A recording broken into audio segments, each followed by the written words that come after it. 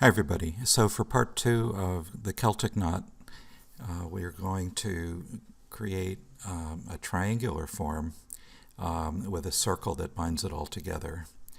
It's very popular and common, and to do that I have a document set up with 12 inches by 12 inches by 240. And then I put up my grid, as we've done in the past, every 2 inches. So we have 6 by 6 grid here. To remember how to do that, you go into Edit, Preferences, Guides, Grid, and Slices, and then you just check that there is a grid line every 2 inches right here, and then hit OK. And then to show them, you go into View, Show, and Grid. Make sure that's checked on. Okay, so next we'll take the elliptical marquee, come to the very center here, and hold down Shift and Alt while you click and drag diagonally to get that to snap out to this edge right here of 4x4 squares. We want to make sure, very important, that we have a new layer here before we stroke it. So I'm going to click the plus button next to the trash can and stroke this on layer 1. And I want to also make sure I have black in the foreground for the first stroking. So I'm going to hit the letter X on the keyboard, in my case, to reverse these two colors. You can also click on this little button here. So now Edit, Stroke, and we'll start out with black at 120 pixels centered on the line. It's fine. And then Edit, I'm going to hit the letter X to put white in the foreground. Edit, Stroke, 90, just like before. Okay, then deselect. So to build this, let me copy this layer, Control J, and hide one of the layers. We'll come back to it in a bit, but for now we're going to hide one of them. So I turn the eyeball off, and with the layer 1 that's turned on selected, I'm coming over to the rectangular marquee tool and coming right to this middle line and clicking and dragging to encompass this whole bottom half. Then hit the delete key on the keyboard so you cut the circle in half, just like that. Okay, now I'm going to take this and rotate it 90 degrees. So I hit Control T, right click, rotate 90, check mark, letter V to click to get the move tool. Okay, next Control J, copy this, and we want to Control T, rotate it 120 this time, so I have to put it 120 up here in the angle box. And let me move that so they come back into the... I'll probably end up rotating this whole thing again. Anyway, Control J and Control T and 120.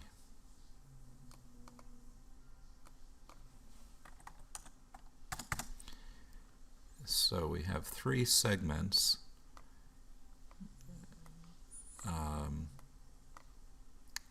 that are pretty close to being done, but we have to tweak them a little bit. So let me zoom in and show you. Notice how the outer edge touches this outer edge here almost. Let's zoom in and get this. And you can, when you have the right layer selected, you can nudge this with your arrow key. Okay, then hold the space bar and check out this, and I'm just dragging it so that the outer edge forms a nice point, and we're going to erase this little white here. And down to here to check this.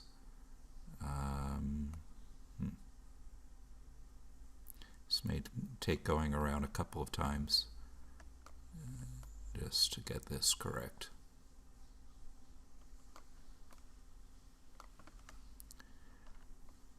You know what, because of the thickness of the line, I'm just going to erase that piece of it, and this is good. We're going to erase that, and we're going to erase this. So we're good. I'm keeping all the layers separate for now. So if I want to erase this segment, I click on it, hit E for eraser, and this is driven by brush size. So you can set it by clicking up here and making it smaller or larger, and make sure it's 100% hard. Okay? And then come on in here. So I hit the letter V to go to the Move tool, to click on that layer. That selected it. Then the letter E. And I'm just erasing this like that. The left bracket next to the letter P on your keyboard will let you make the brush smaller and bigger. So I'm going to get in here with a tiny brush and erase this little piece of white right here. And as long as I'm here, letter V, click on that layer, E for eraser, and just click that little piece. Okay. So I'm holding down the space bar as I come on down here to work on this one. So V, click, that selects the right layer. E, make it bigger, and erase.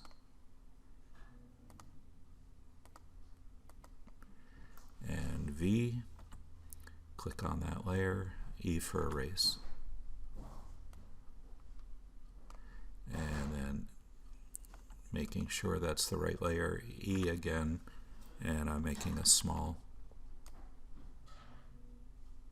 oops, let's see, wrong one, Control Z that. So V on this one, and then E. Okay, these tiny little things zoomed in like that, no problem.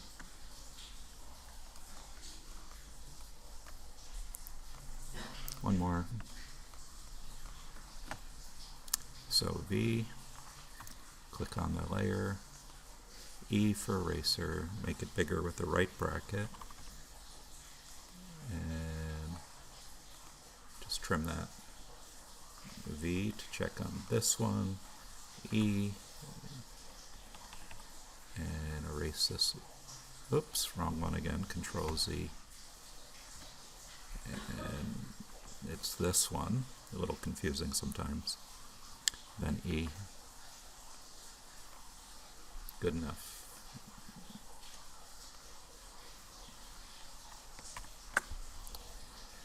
I'm going to merge, or at least link these all together, not merge them yet.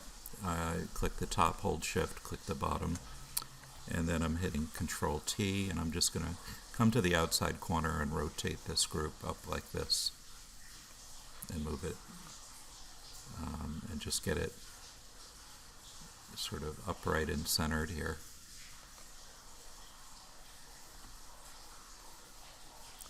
Then click away. See, these are all connected right now, so if you click away, they get disconnected. And then we'll do our normal thing here. We're going to go over, under. This should be over. So I need to bring this segment up. So I click on it. L for lasso. It's interesting with the little grid on here. We've got the marquee, the selection snapped to it. It's okay, it doesn't matter. So Control C, Control V, drag that up. The letter V, and then move it over. I'm using the arrow keys and put it into place.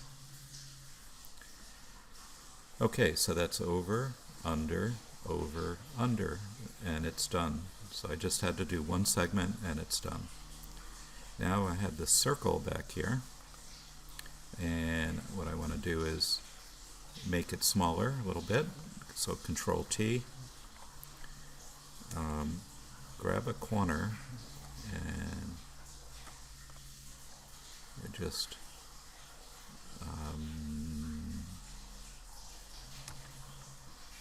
I want to hold Shift while I do this also, so it is constrained to a perfect circle, and just eyeball it so you see some daylight up here over the circle, kind of like that.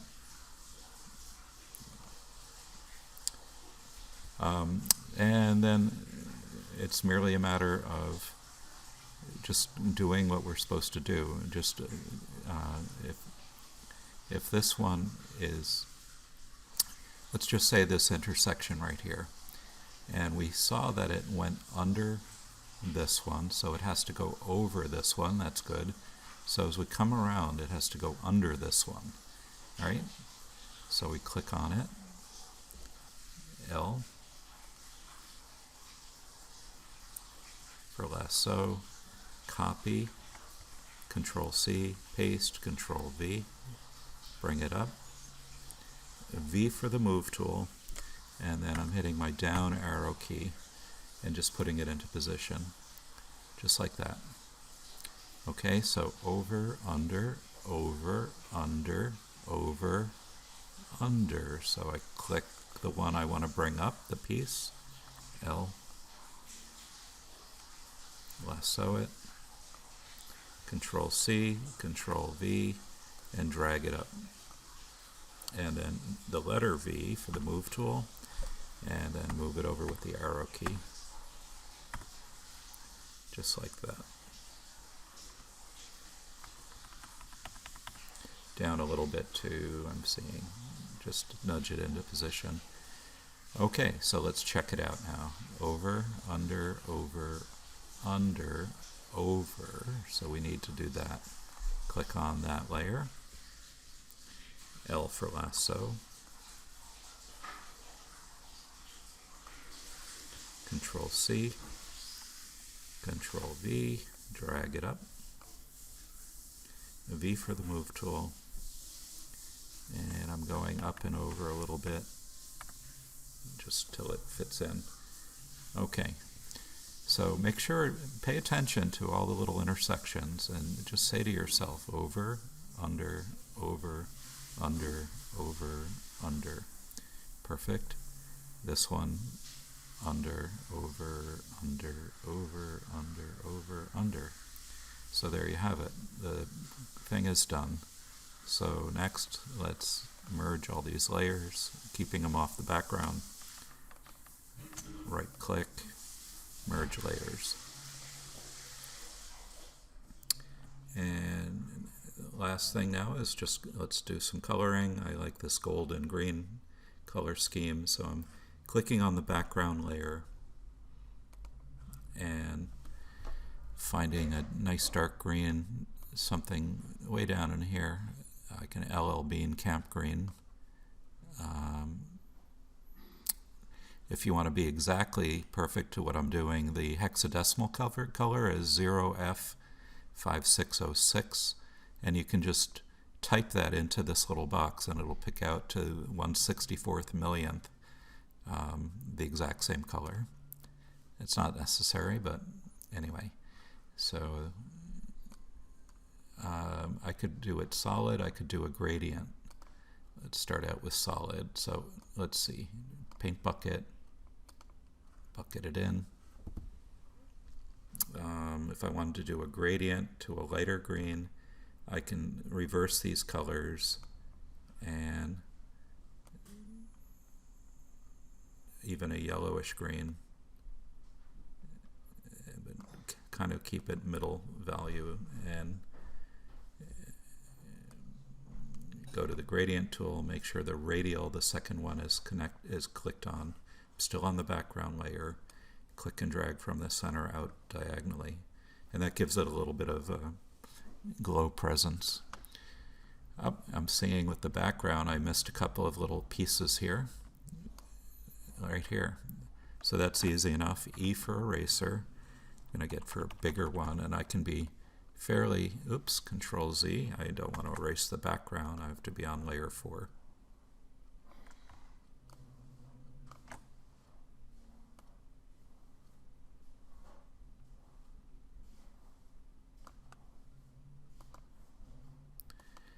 Before I flattened it, if I wanted to get really perfect about it all, and I would have filled in the green. This is close enough though.